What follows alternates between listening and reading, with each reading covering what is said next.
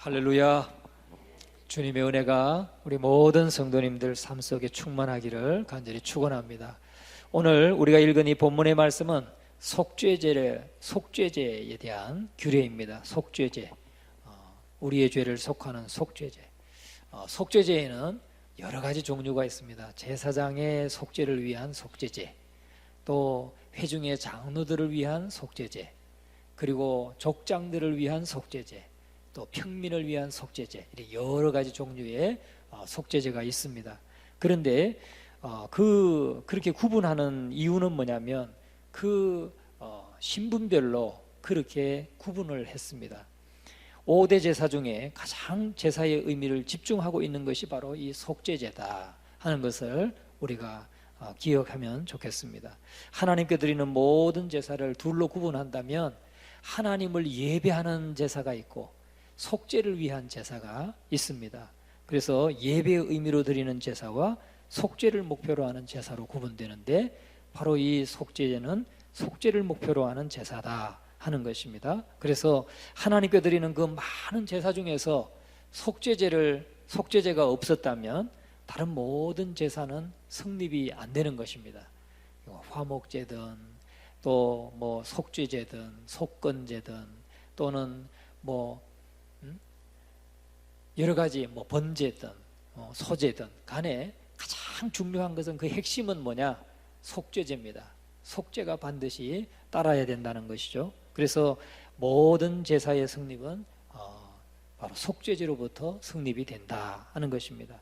그래서 속죄의 제사를 드릴 때에 속죄의 의미도 제사의 의미도 가질 수 있게 되는 것입니다. 그래서 우리가 하나님 앞에 드리는 모든 예배는 예배 가운데는 속죄제가 반드시 따라야 된다 하는 것이죠. 속죄제, 우리가 하나님 앞에 반드시 예수 그리스도의 십자가의 보혈을 의지하고 나가는 예배만이 하나님이 받으시는 예배다 하는 것을 여러분 잊지 마시기를 주의 이름으로 축원합니다. 결국 하나님께 드리는 모든 제사는 이 속죄제에 근거하고 있어요. 오늘 우리가 드리는 예배도 예수 그리스도의 십자가의 그 대속의 속죄를 의지하고 나갈 때 하나님 앞에 받아들여지는 예배가 되는 것입니다. 그래서 이 속죄제는 인간을 위해서는 속죄의 방법이고 하나님께는 화친하는 방법입니다. 그러니까 하나님과 우리의 관계는 화친하게 되고, 하나님께 우리는 속죄를 얻음으로 인해서 하나님과 우리가 화목하게 된다는 사실이죠. 그러니까 다시 말하면 지금 이건 구약이니까, 구약에서는 이 속죄제를 통해서 하나님과 화목하게 되었고, 신약에 살아가고 있는 우리는 예수 그리스도가 화목제물이 되어 주셔서 하나님과 우리가 화목하게 되었습니다. 그런데 예수님은 십자가상에서 우리의 대속제물이 되어 주셨죠. 속죄제물이 되어 주셨다는 겁니다. 그래서 그 대속제물이 되어 주셨기 때문에 우리의 죄는 다 예수 그리스도를 믿을 때 사함을 받고, 그 예수 그리스도의 희생의 제사 때문에 하나님과 우리가 화목하게 되었다. 그래서 희생제물, 그러니까 예수님은 희생제물이 되시고 그 말은 곧 속죄제물이 되셨다 그 말입니다. 그래서 우리가 하나님과 화목하게 되었다 하는 것을 우리가 이 말씀을 통해서 다시 한번 기억하고 또 늘 예배할 때마다 우리가 염두에 두어야 될 줄로 믿습니다. 속죄는 계시의 중심입니다. 그러니까 하나님을 우리에게 보여주는 계시의 중심일 뿐만 아니라 하나님의 섭리의 중심입니다. 하나님의 섭리, 하나님께서 우리 삶을 다스리고 이끌어 가시는 섭리의 중심에 속죄가 있는 것입니다. 그래서 속죄제의 제사 방법은 제사장을 위한 속죄제와 회중을 위한 속죄제가 있는데, 오늘 우리가 읽은 1절부터 12절까지의 말씀은 바로 제사장의 속죄를 위한 속죄제를 말씀하고 있다 하는 것입니다. 그래서 제사장은 하나님 앞에 뭘 바쳐야 했냐면, 그 자기의 속죄를 위해서, 백성의 속죄를 위해서 자기가 제사를 드리기 전에 자기의 범죄한 것을 속함받기 위해서 자기는 하나님 앞에 수송아지를 드려야 했습니다. 제사장은 수송아지를 드려야 됐고, 또 족장들이나 회중의 장로들은 또 수양이나 수염소나 이런 걸 드려야 됐고, 또 평민들, 평민들 같은 경우는 비둘기나 또는 밀가루 2대나 이렇게 그 신분별로 하나님 앞에 드리는 것이 달랐습니다. 왜냐하면은 그만큼 그 역할과 그가 받은 하나님 앞에서 받은 책임이 다르기 때문에 그렇다는 거죠. 그러니까 제사장과 같이 백성을 대표하는 큰 그 책임과 권한을 가지고 있는 사람들은 하나님 앞에 큰 것을 바쳐야 됐어요. 수송아지를 바쳐야 됐어요. 오늘 우리로 말하면 이렇게 직분을 받고 또 중요한 직분을 받고 섬기는 사람일수록 더 하나님 앞에 희생하고 헌신해야 된다 하는 것을 말씀하는 겁니다. 수송아지를 바치는, 수송아지는 수염수나 수양보다 크잖아요. 또 비둘기보다 크잖아요. 그러니까 맡은 사명과 하나님이 주신 달란트를 따라서 하나님 앞에 그만큼 비례하게 하나님 앞에 헌신해야 된다는 것을 말씀합니다. 장로님이나 권사님이나 이런 분들은 또 목사나 교역자 이런 사람들은 더 헌신해야 되는 거죠. 사실 더 헌신하고 더 큰 책임을 갖고 있다. 그만큼 더 크게 헌신해야 된다 하는 것을 우리에게 말씀해 주고 있는 것입니다.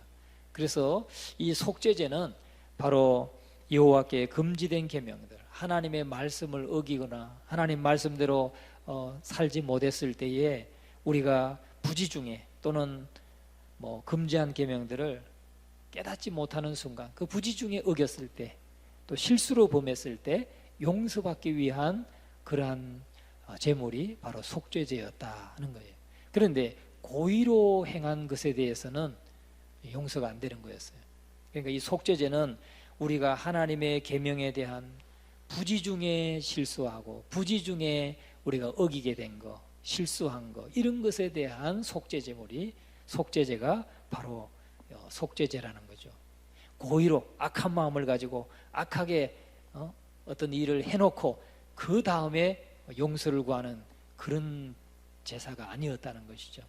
우리가 그것을 좀 기억해야 되겠고, 속죄 제물의 예물은 번제나 화목제와는 달리 드리는 자의 신분에 따라서 다르게 드렸다 하는 것입니다. 그래서 대제사장과 또 회중의 장로들의 속죄를 위해서는 수송아지가 드려졌고, 그만큼 대제사장과 또 회중의 제사장 장로들은 그만큼 큰 역할과 또 큰 책임을 가졌기 때문이다 하는 것이죠. 그 다음에 족장의 속죄제에는 수염소를 드렸고, 평민의 속죄제를 위해서는 암염소나 어린 암양이 사용되었고, 가난한 사람들을 위해서는 비둘기나 또 고운 가루 2대로 하나님 앞에 속죄제물로 드렸다는 사실입니다. 자, 그런데 이 속죄제는 바로 누구를 상징하느냐? 대속자이신 예수 그리스도를 상징한다 하는 것입니다. 대속자이신 예수 그리스도를 상징하는 것입니다. 기름 부음을 받은 제사장이라 할지라도 죄를 짓게 되는 경우가 있죠. 왜? 부지불식간에 죄를 범하게 되니까, 인간이니까, 연약하니까 범죄하게 됩니다. 그도 그리스도의 그 보혈의 공로를 의지하고 하나님 앞에 회개해야 된다는 것을 말씀하고 있는 것입니다. 그래서 여기에서 이 속죄제는, 이 구약에서는 속죄제지만 오늘날 우리에게는 회개를 가리키고 있다 하는 거죠. 회개해야 된다. 예수 그리스도를 의지하고 회개할 때 그 우리의 회개가 하나님 앞에 상달되게 되고 용서함을 받게 된다 하는 것입니다. 제사장과 같은 성직자가 죄를 범하는 경우는 우리나라는 잘 없습니다. 천안 시청이나 가면 있을까요? 시청이나 아니면 천안 아산역이나 이렇게 역사 같은 데 가면 동그란 시계탑이 있습니다. 그런데 외국에 같은 경우는 시청이라든지 또 주요한 그런 건물들에, 관공서 건물들에 꼭 시계가 이렇게 있는 것을 볼 수가 있는데, 바로 제사장과 같은 성직자들은 마을의 시계탑과도 같다는 거죠. 그들이 범죄하고 그들이 실수하고 하게 되면 종탑에, 저 마을의 시계탑에 있는 그 시계가 잘못된 시각을 가리키는 것과 같다 이 말이에요. 잘못된 시각을 가리키면 어떻습니까? 그것을 보는 사람마다 다 잘못된 시간을 알게 되는 거죠. 잘못된 시간을 알게 되고 잘못되게 행동하게 되니까 열차 시간을 놓칠 수도 있고, 또 뭔가 중요한 약속을 놓칠 수도 있고 하게 되는 것이죠.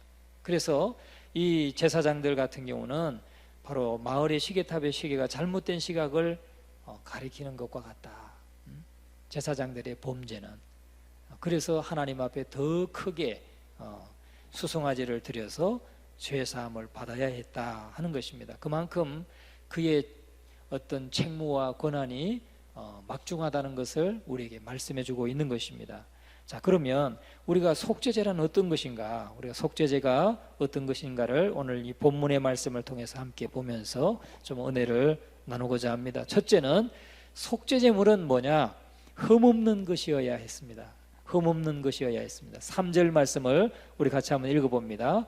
만일 기름 부음을 받은 제사장이 범죄하여 백성의 허물이 되었으면 그가 범한 죄로 말미암아 흠없는 수송아지로 속죄제물을 삼아 여호와께 드릴지니. 여기 보니까 기름 부음을 받은 제사장도 사실은 실수하게 되고 또 범죄하게 되고 그러면 백성의 허물이 되었다는 거죠. 백성들에게 허물이 됩니다. 그가 범한 죄로 말미암아 흠없는 수송아지로 속죄제물을 삼아 여호와께 드릴지니. 흠없는 제물이어야 했다 하는 것입니다. 흠없는 제물이어야 했습니다. 그래서 모든 속죄제물은 사실은 흠없는 것으로 드렸습니다. 이렇게 제사장을 위해서는 흠없는 수송아지가 드려졌고 그 수송아지는 바로 예수 그리스도를 상징하고 있는 것이죠. 우리 주 예수 그리스도는 여호와께 보시기에 온전하고 흠없는 분이셨습니다. 그렇죠? 예수님은 죄가 없으신 분이라고 그랬어요. 우리와 동일하게 이렇게 인간의 몸을 입고 오셨지만 예수님은 우리가 고난당하는 것을 다 함께 고난도 당하시고 또 최율하시지만 우리가 느끼는 고통을 다 함께 느끼시지만 그러나 예수님은 죄가 없으시니라 히브리서 4장이 말씀하고 있습니다. 여러분, 그러니까 여기에 수송아지, 흠없는 수송아지 뭘 상징하느냐? 예수 그리스도를 상징한다는 거죠. 십자가에 달리셔서 화목제물이 되신, 희생제물이 되셨던 온전하고 흠없는 분이신 예수 그리스도를 상징하고 있다 하는 것입니다. 그래서 우리 주님은 인간들과 계속 친밀하게 교제하시면서 이 세상에 속한 것과는 매우 가깝게 지내셨습니다. 그러나 결코 이 세상의 탐욕이나 부패에 대해서는 조금도 물들지 않은 그런 분이셨죠. 그래서 예수님은 우리와 동일한 육체를 가졌고 동일한 연약함을 가졌지만 모든 많은 시험을 받으셨지만 죄는 없으시니라. 히브리서 4장 14절에 말씀하고 있습니다. 오늘 우리는 그 예수 그리스도를 의지하고 주님 앞에 나아갈 때 하나님 앞에 드려지는 속죄 제물 또 속죄 제사가 된다 하는 것을 확신하시기를 주의 이름으로 축원합니다. 두 번째는 속죄 제물을 드리는 자는 속죄 제물에 자신의 죄를 전가시키고 또 속죄 제물의 희생을 자기 것을 동일화시켜야 했습니다. 속죄 제물의 희생에 자기의 것으로 동일시해야 됐다는 겁니다. 다시 말하면 지금 1절부터 12절까지는 특별히 제사장의 속죄에 대해서 나오는데 4절 말씀을 읽어봅니다. 4절 말씀 시작. 그 수송아지를 회막문 여호와 앞으로 끌어다가 그 수송아지의 머리에 안수하고 그것을 여호와 앞에 잡을 것이요. 그랬어요. 그러니까 속죄 제물을 끌고 오면 그가 대제사장이든 회중이든 족장이든 평민이든 간에 그 머리에 당사자가 머리에 안수했다고 했습니다. 이 안수하는 행위는 뭐라고 했습니까? 안수하는 행위는 바로 죄를 전가시키는 행위다 하는 거죠. 죄를 전가시킵니다. 자기의 범죄한 것을 이 제물에 전가시키는 거예요. 옮긴다는 거죠. 전가시킨다는 것은 굴려보낸다, 굴려보낸다는 뜻입니다. 그러니까 전가시킨다는 거예요. 시집 보내는 것과 같아요. 우리가 자녀들 결혼을 시키면 어떻습니까? 완전히 시댁으로 가잖아요. 시댁으로 가잖아요. 전가할 때 가짜가 시집 갈까 굴려버릴까 이런 뜻입니다. 굴릴까. 그러니까 완전히 보내는 걸 말합니다. 보내는 거를. 그러니까 나의 죄를, 내가 범한 이 허물과 죄를 이 재물에게로 완전히 굴려보내는 거예요. 굴려보내는 거. 전가시키는 겁니다. 그래서 재물은 나의 모든 그 범죄를 다 짊어지고, 죄가 없는 이 수송아지나 염소나 양이 내 모든 죄를 다 짊어지고 대신 죽는 겁니다. 대신 죽는 거예요. 내 대신 죽는 거예요. 바로 십자가에서 내 대신 내 모든 죄를 다 짊어지시고 십자가에서 대속의 죽음을 죽으신 예수 그리스도의 그 희생을 상징하고 있다는 것이죠. 여러분, 우리는 날마다 예수 그리스도에게 우리의 죄를 다, 예수님이 우리의 희생 제물이시잖아요. 우리의 희생 제물입니다. 그러면 우리의 죄는 주님께 다 전가됩니다. 내가 주님을 의지하고 예수 그리스도를 의지하고 그 이름을 의지하고 그 피의 공로를 의지하고 내가 회개할 때에 내 모든 죄를 다 예수 그리스도께 전가시키는 거예요. 그러면 예수님은 하나님 앞에 그 모든 우리의 회개를 하나님 앞에 아뢰고 하나님의 용서를 받아서 우리에게는 뭘 전가시켜 주시느냐? 예수 그리스도의 의를 전가시켜 주신다 하는 거죠. 예수 그리스도의 의를 전가시켜 주시기 때문에 우리는 의롭다함을 받는 것입니다. 그 의롭다함을 받고 우리는 하나님 앞에 담대하게 설 수가 있게 되는 겁니다. 나의 의가 아니라 예수 그리스도의 의를 의지하고 우리가 주님 앞에 서게 된 줄을 믿습니다. 이 사실을 우리가 날마다 확신하고 정말 예배할 때마다 그것을 늘 기억하고 드릴 수 있기를 주의 이름으로 축원합니다. 이사야서 1장 18절에 말씀합니다. 여호와께서 말씀하시되 오라 우리가 서로 변론하자. 너희의 죄가 주홍 같을지라도 눈과 같이 희어질 것이요 진홍같이 붉을지라도 양털같이 희게 되리라. 양털같이 희게 되리라. 너희의 죄가 주홍 같을지라도 눈과 같이 희어질 것이요 너희의 죄가 진홍같이 붉을지라도 양털같이 되리라. 마카파 여러분 기억하시죠? 한 30년 전, 25년 전이나 30년 전에 있었던 그 마카파, 지존파 이런 사람들, 사람을 우리에 짐승 우리에 가다 놓고 그 앞에서 사람을 막 죽여서 불태우고 얼마나 정말 하나님 앞에 이 인간으로 인간의 탈을 쓰고 할 수 없는 그런 범죄한 사람 아니겠어요? 그러한 범죄자들도 이 마카파가 말이죠, 예수 믿었어요. 예수 믿고 회개하고 그 사형장에서 사형을 당했습니다. 여러분, 우리의 죄가 주홍 같을지라도 눈과 같이 희어질 것이요 진홍 같을지라도 양털같이 희게 될 것이다.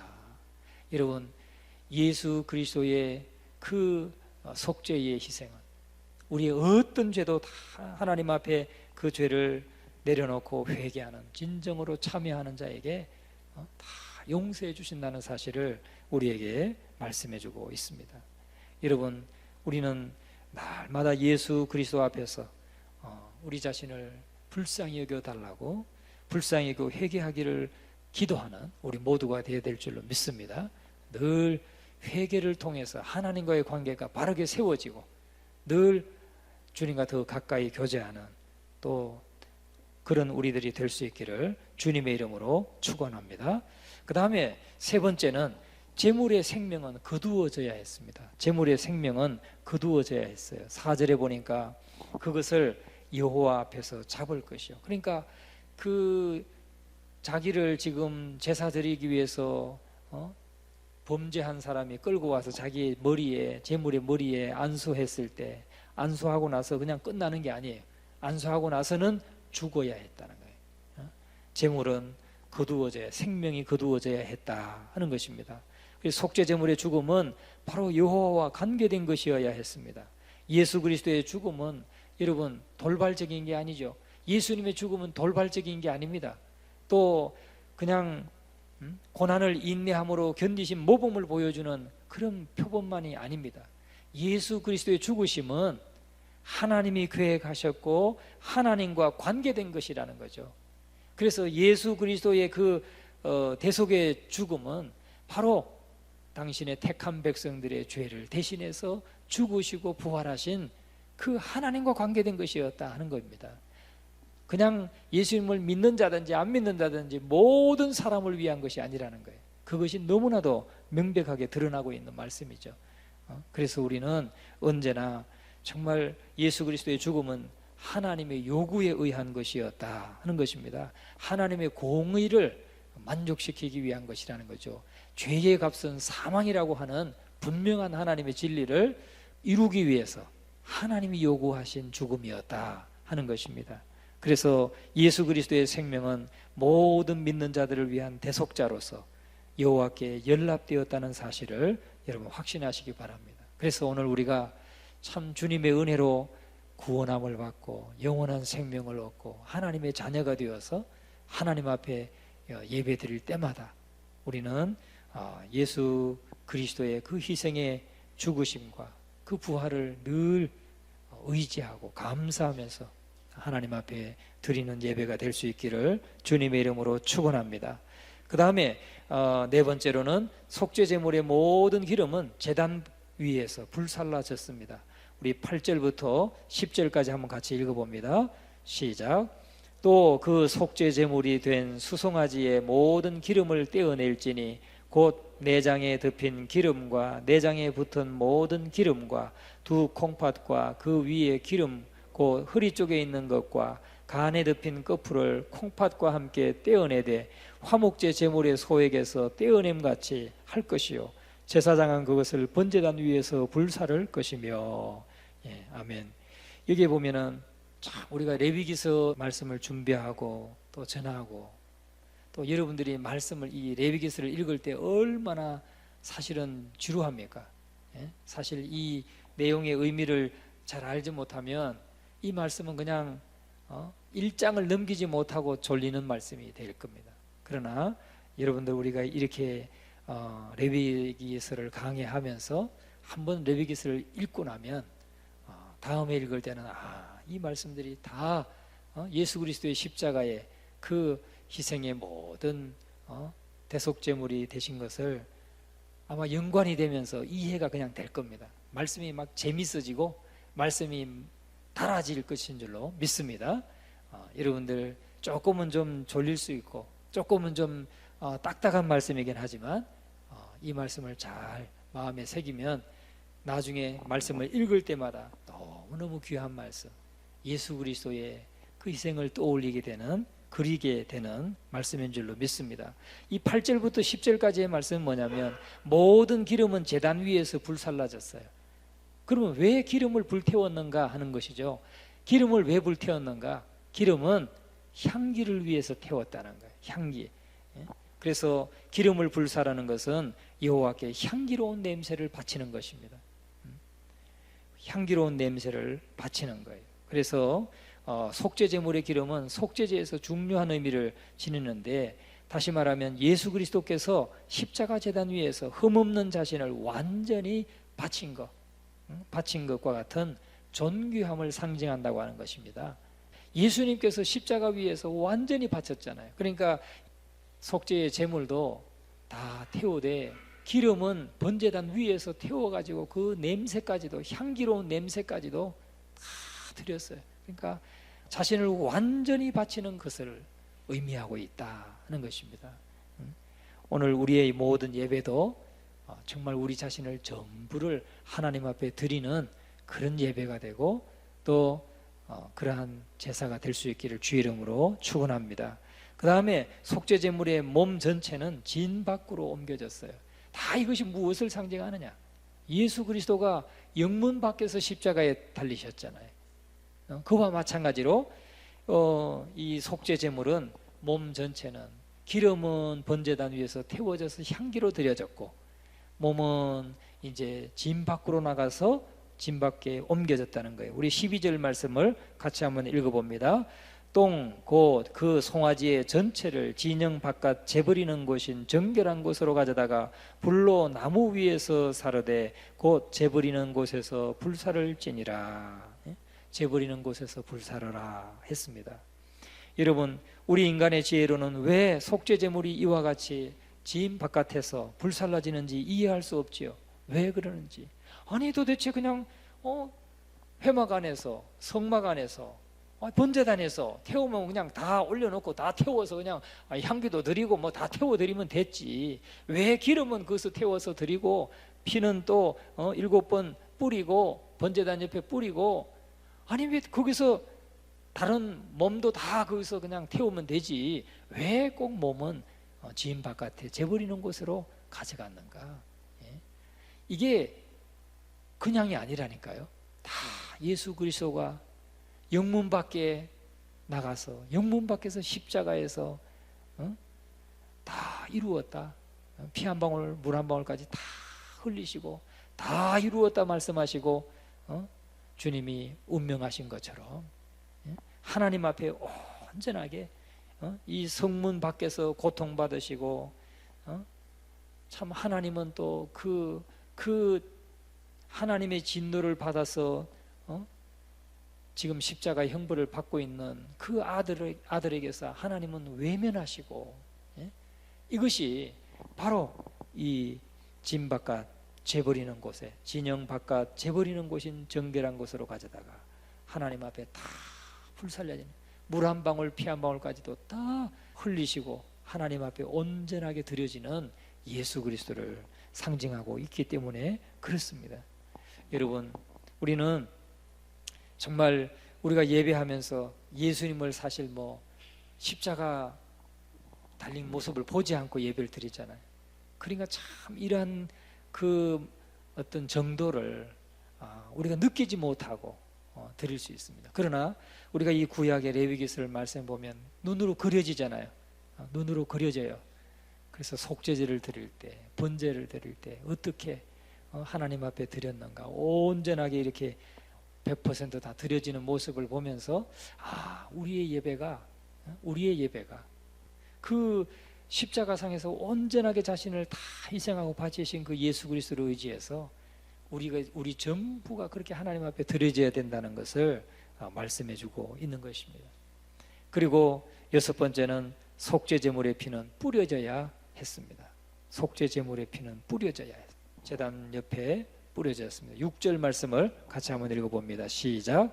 그 제사장이 손가락에 그 피를 찍어 여호와 앞 곧 성소의 휘장 앞에 7번 뿌릴 것이며, 이제 모든 그 피는 제사장에 의해서 제단 앞에 뿌려졌습니다. 성소의 휘장 앞에 7번 뿌려졌다. 여러분, 속죄제물의 피는 바로 여호와 앞에 뿌려진 것이고 휘장 앞에 뿌려졌습니다. 분향단 위에 뿌려졌고, 그리고 남은 피 전부는 번제단 밑에 쏟아 놓았습니다.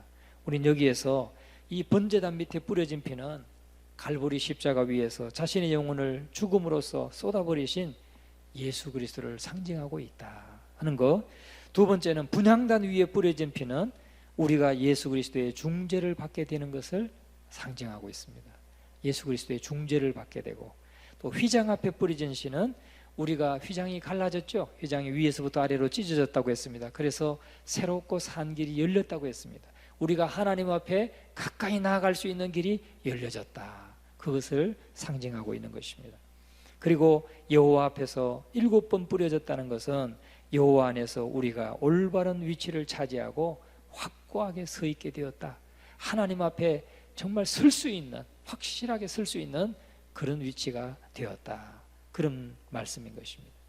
이렇게 4단계에 의해서 우리는 예수님의 피를 힘입어 성소에 들어가는 담력을 얻게 되었고 하나님 앞에 나아갈 수 있는 그런 은혜를 입은 자다 하는 사실을 여러분 확신하시고, 우리가 날마다 주님을 예배할 때마다 이 속죄 제물로서 우리를 대신해서 그렇게 드려진 예수 그리스도를 늘 연상하시면서 하나님을 예배할 수 있기를 주의 이름으로 축원합니다. 그래서 하나님 앞에 정말 주님께서 열어놓으신 이 새롭고 산 길로 주님 앞에 더 가까이 나아가시고 주님과 날마다 동행하시는 우리 모두가 되시기를 주의 이름으로 축원합니다.